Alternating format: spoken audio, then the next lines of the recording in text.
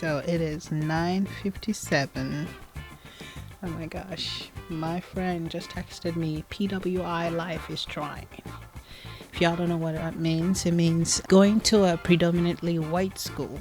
Existing in a predominantly white space as a black person is very trying. And honestly, I did not even plan that.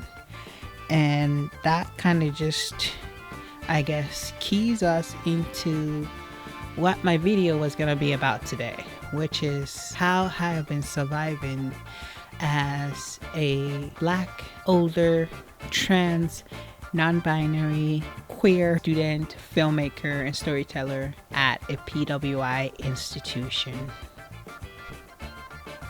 Hooey! Yeah. So if y'all don't know, my name is Basaler.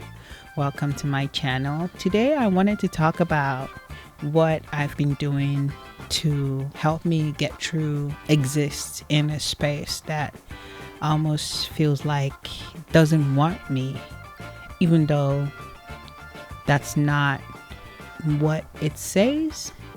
I don't know if that makes any sense. Basically, I go to an amazing, prestigious, really awesome PWI Filmschool, and I love being there. It's literally the best place for me right now as a storyteller, and I wouldn't trade it for anything else. I just wish that, as a black person, that there was a place in this world that I could exist and not constantly be made to feel like I shouldn't be there, that I should not exist there by some of the people that I'm surrounded by.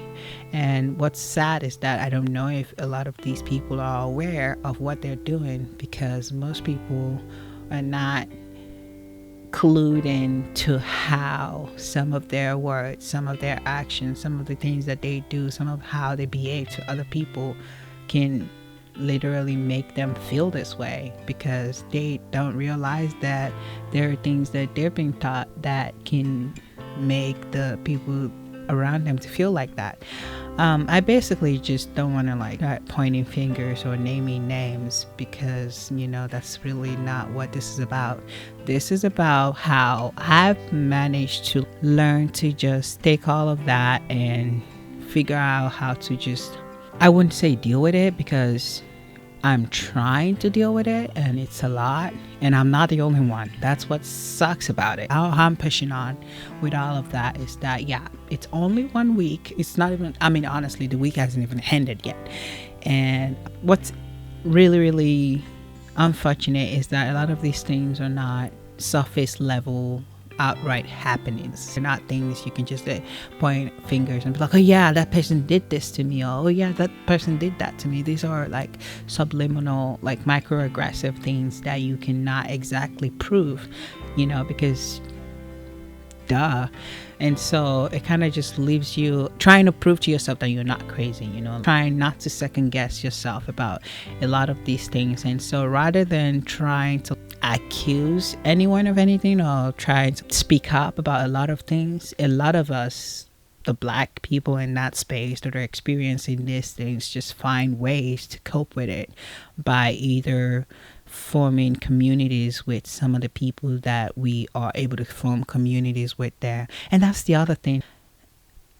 I will probably talk about this another time. I don't know if I'm gonna talk about it later, and I know this is a little bit of digression, but I find it so difficult to understand why it's so hard for some black folks to come together and unify with one another and try to work for a one greater goal. I don't know why that's so difficult. Maybe it's hard for me to understand because I didn't grow up here and I don't understand a lot of all the nuances that go on in that kind of dynamic, and I'm trying to educate myself and bring myself up to speed on a lot of the experiences, and I may never understand a lot of it, but it just breaks my heart a lot of times when I see these things happening, and I feel like some of these issues that a lot of us are going through honestly could probably be alleviated a little bit if we all just kind of learn to come together as a people that are the same color and just try to figure out how to navigate it together. If we all just didn't leave one another alone dealing with this individually, I feel like it might be easier to get through it. But it's sad that a lot of people don't see that, and maybe I'm just being too sappy and sensitive and not, like I said, understanding the full nuances of everything. So maybe that's what it is, but I guess anyway, that's not the point. The point today is that I wanted to talk about how I've been kind of getting through all of that, because I've tried to get a therapist for it's going on a year now. I officially stopped having a therapist under my insurance, I think was it last year, I think October or November. And then I had one through my school, but then they were like, oh yeah, you're seeing this person too much, we're gonna reduce the number of times you can see them. So I went from being able to see a therapist through the school every week in the semester to only being able to see a therapist 5 times throughout the entire semester, the next semester that followed the first one. And that hurt a lot, because honestly, having that a week session with that therapist the first semester helped me get through a lot in that one semester, and I was so very grateful to have that, because like I said, being able to speak to a black person about what I was going through, a black professional who understood a lot of the things that we're experiencing in this space, it was great. It helped me deal with a lot. She helped me put a lot of things into perspective. Like, it was still difficult, but at least it helped to have that. And so having that reduced was kind of just like a blow that I didn't expect. And I get it, it was a free service, and even though I was billed a little bit of like a health service, I know it wasn't much, but I mean, there's a health tuition blah blah blah somewhere, but I digress. I guess basically I haven't started seeing a therapist yet, and from having that reduced number of times that I could see her last semester to 5 times in I think 5 or 4.5 months, it was a lot that I had to deal with. So I needed something else to help me cope. And guess what helped? Old music, like music from the times that my dad was still alive, music from growing up that I did not even think about in any appreciative way. I kind of just started rediscovering them. And I think being a storyteller also helped me kind of just started reconnecting with those songs. And the ones that really helped me the most were the ones that were Yoruba music, Nigerian music that, I, as a kid, as a teenager, I felt were those are too blah. But now I'm listening to all the songs and I'm devouring them, and they're making me finally feel like I have something to hold on to. I have a connection, not just to my roots, not just to my language, but to my people, to my ancestors. And I've never felt so alive. Sometimes when I get super down about something that somebody did or said to me, I just pop in some of the songs that I have on my playlist. I have a growing playlist now of all these old songs that I'm just like listening to every time to help cheer me up, and it's kind of just been fantastic. And I guess the one that really made me want to do this video today is this one by Beautiful Nubia called 7 Lives. First of all, if you don't know who Beautiful Nubia is, his full name is actually Segun Akinlolu. That's a Yoruba name. He's a Nigerian-born songwriter, music composer, and a band leader. And he's got like locks on his head, long down to the back of his head. And he's got like contemporary folk and root music background. And I guess I got introduced to his song from listening to my immediate brother's Kegai playlists. But they're like this group of boys club in universities in Nigeria that hang out, sit in like a drum circle, play hand drums and music, and drink palm wine out of calabashes. And so that was kind of like his big thing back then. So that's how I discovered Beautiful Nubia's music. I know that they like to listen to his particular song called Jangbala Jubulu Jubulu Jubulu, and that one has a really nice drum solo in there where it just goes into this amazing talking drum.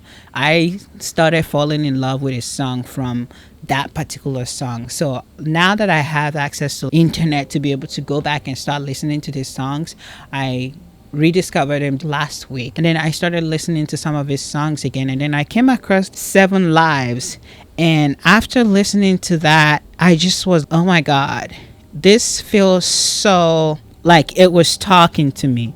Lately I've been missing home a lot. For context, when I was leaving home, because I felt super unwanted back there too, I feel like as a queer black person, I don't know why it always feels like we will never be wanted anywhere. I don't know. Maybe it's just me that feels that way. Maybe it's that I've not found a place to belong yet. But anyway, I'm not going to digress on that. But anyway, so I never felt like I belonged at home. So I couldn't wait to get out. And who wouldn't? Nigeria is really homophobic. If you're gay in Nigeria right now, you could be thrown in jail for 14 years.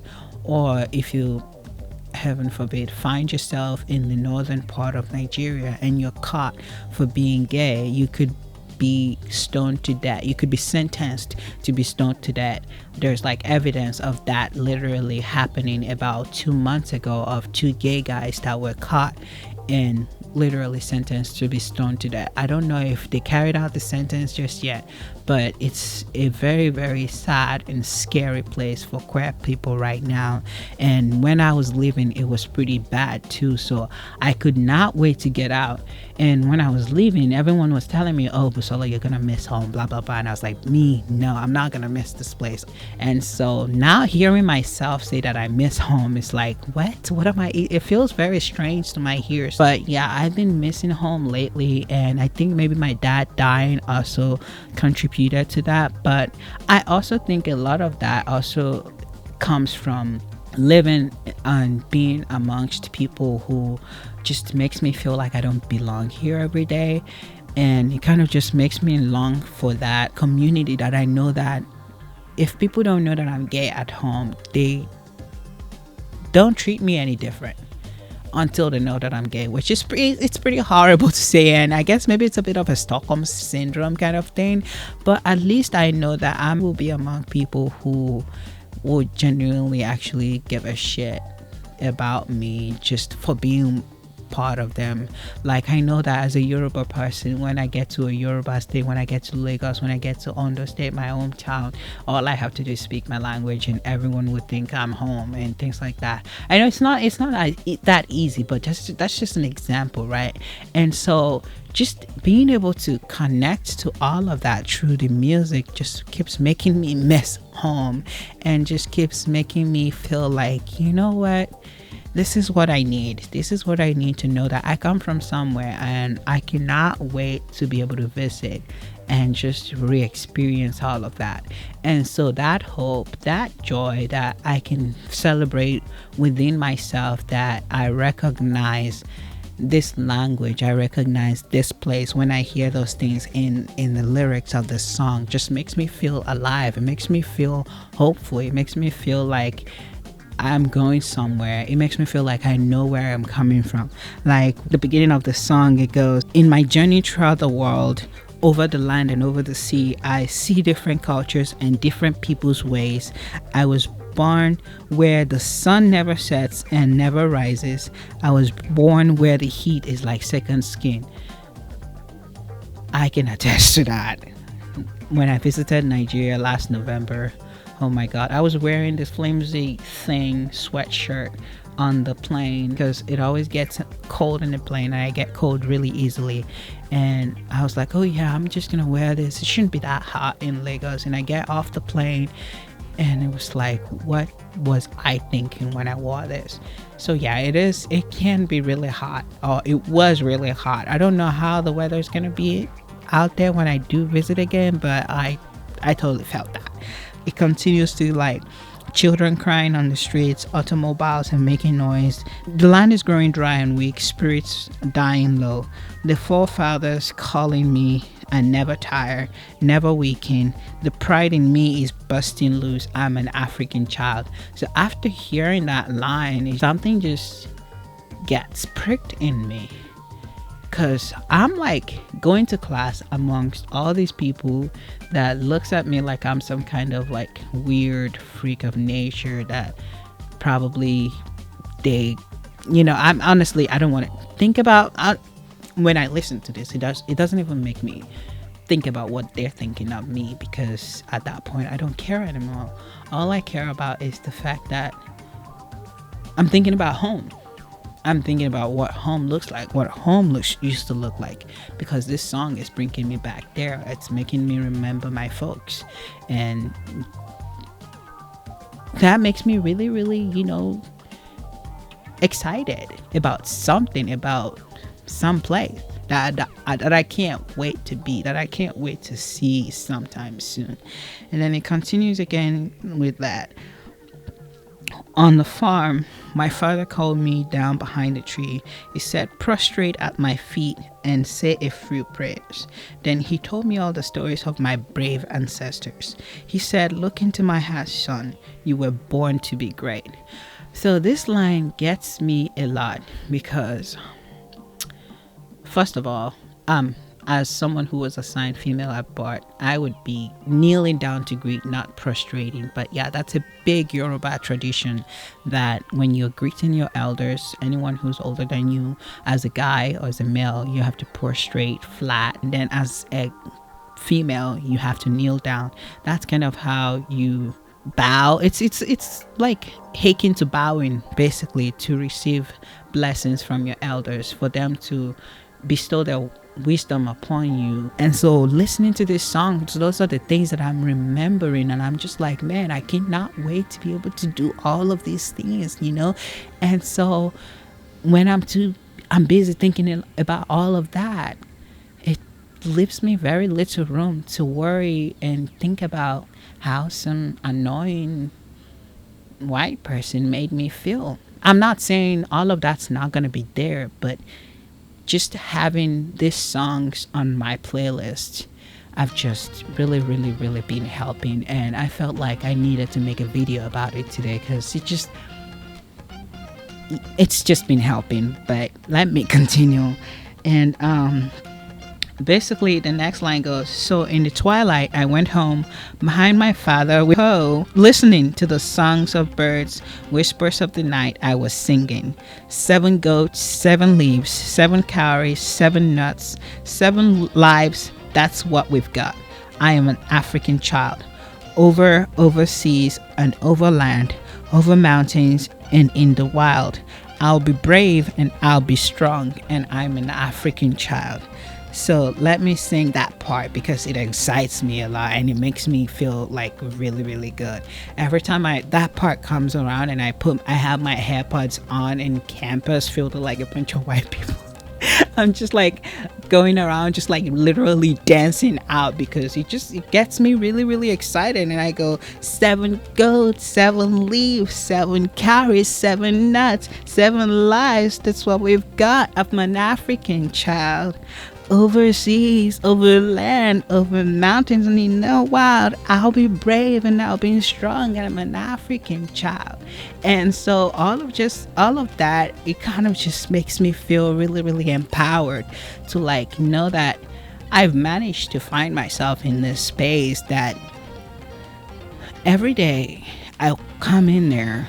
There's rarely a day that I don't feel like I'm an imposter, right? Because it feels weird to find myself in there, and I have to like feel like I'm fighting every day to prove that I belong there. And listening to this just kind of strips all of that need to prove anything away, because I know that I'm there to learn to tell the stories that I want to tell, and these songs are just reminding me of those stories, right? And so yeah. But anyway, it goes on to like, in the evening, mother called me down to her hut. She said, lay upon my bosom and say a few prayers. Then she told me to go forward, never looking back. The spirits are with you, and you will never fail. So I go into the world, into the deeps, into the wild, into the marketplace. I danced the sound of bata dancing. 7 jumps, 7 wriggles, 7 calories, 7 nuts, 7 life. That's what we've got. I am an African boy. Over sea, over land, over mountains in the world. I'll be brave and I'll be strong. I am an African child. Over sea, over land, over mountain and in the wild. I'll be brave and I'll be strong. I am an African child. 7 jumps, 7 wriggles, 7 calories, 7 nuts, 7 lives. That's what I've got. I am an African boy.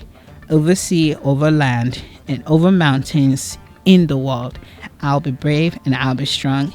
I am an African child. I've got a feeling deep in my soul. I was born deep, deep in my soul. Born to be great. Deep down, deep in my soul. Yeah, this African child can feel it deep down in my soul. I am glad for art. I'm glad I found art. I'm glad there were people like beautiful Nubia who created art like this. I'm glad there are artists like Asha. I'm glad there are artists like Johnny Drill. I'm glad there are artists like Brimo, even though he's annoying me right now for supporting Tinubu. Another story entirely. I am glad there are artists like Cortio. I'm glad there are artists like Temi of Wasa. Oh my gosh, Temi, I'm gonna dedicate an entire video to Temi's song and bravery and artistry in another time. I am glad that there are artists like just all the beautiful artists in Nigeria, in Africa, in America. Like the other day I was listening to Snoop Dogg and I'm just like, Snoop Dogg is an entire freaking legend for making this incredible song that just makes you feel like, wait, why am I even... Yeah, anyway, I'm gonna... different folks. And don't even get me started on movies. I'm coming back to movies. I'm coming back to books. I've worried about a lot of times what to make this video like, and I realized that a lot of things inspire me. Not one thing, not two things, a lot of things inspire me, and I want to talk about them. I want to share them with y'all on this channel, so hopefully that you can realize that a lot of things out there can hopefully get you out of some, crazy space or mood or slump or headspace. I know not that easy, and I know that it's easier said than done. And that's why I'm hoping that sharing this might hopefully maybe inspire you to go check out some of this stuff and see if they can help you too, because I know it'll take a lot for us to heal, to get to where we want to go as a people. But I feel like maybe if we can share some of the things that are helping us, at least maybe we can hopefully be able to provide enough mutual support for one another, so that we all don't feel like we're so alone in this world. Because like, I think that's what art is for, right? It's for us to realize that there are people out there like us who have felt the way we felt, who feel the way we feel. And maybe if we can find out a way to find ourselves to those people, they don't have to exist in the same space that we exist in, or even in the same time, for us to connect with them, for us to enjoy their art, for us to interact with their art, for their art to speak to us, for their art to help us. And maybe if we can hopefully find that, maybe it'll help, and so that's kind of what I just wanted to make this video about, to like just share that part of basically what has been helping me just to get through some of the tough, crazy times that being in a space that's really, really hard to be in has been like for me. And hopefully you can find that for yourself too. It doesn't have to be the same exact thing, but don't limit yourself to like one thing not helping and sticking and just closing the door on everything else. Try new things. Go back, dig into your archives, dig into your old movies, dig into your old songs, dig into your old recipes. It could be anything really. Dig into old photography, like who knows, and I know that a lot of the world seems like it's going super fast now, and we're thinking, let's go forward, let's look at let's look at what's ahead of us. But maybe what we need is to be looking back at some of the good things about the past that we can try to use to remember where we're coming from, and use that to guide us to where we need to go. Maybe that's what we need.